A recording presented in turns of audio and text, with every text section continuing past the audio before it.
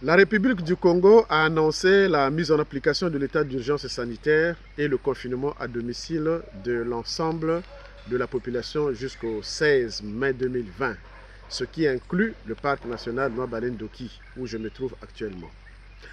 Bien qu'étant un des endroits les plus sauvages et les plus reculés de la planète, le parc est affecté comme tous, de manière indirecte par la pandémie du coronavirus.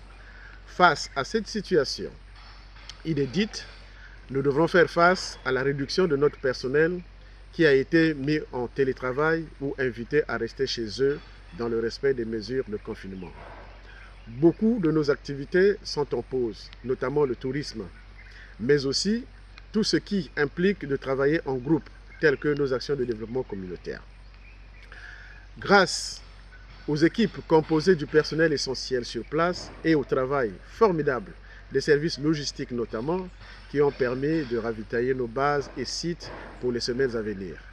Nos opérations essentielles sont donc maintenues, comme le travail indispensable et courageux de nos éco-gardes qui continuent à se déployer tous les jours en forêt pour protéger le patrimoine mondial naturel exceptionnel du parc ou celui des équipes de recherche en forêt.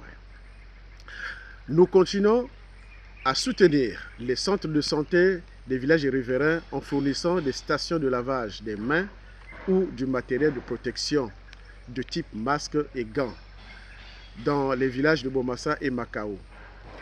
Dès l'apparition des premiers cas au Congo et avant que le confinement ne soit de rigueur, nos équipes de développement communautaire se sont donc assurées d'informer les communautés riveraines sur le virus et les meilleures pratiques sanitaires pour se protéger, ainsi prévenir sa propagation.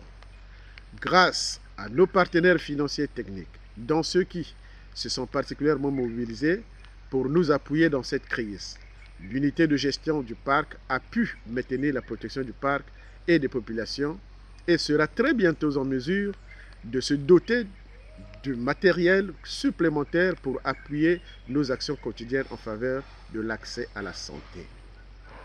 Nous remercions, avant de terminer, nos bailleurs sans qui nous ne pourrions faire face à cette crise.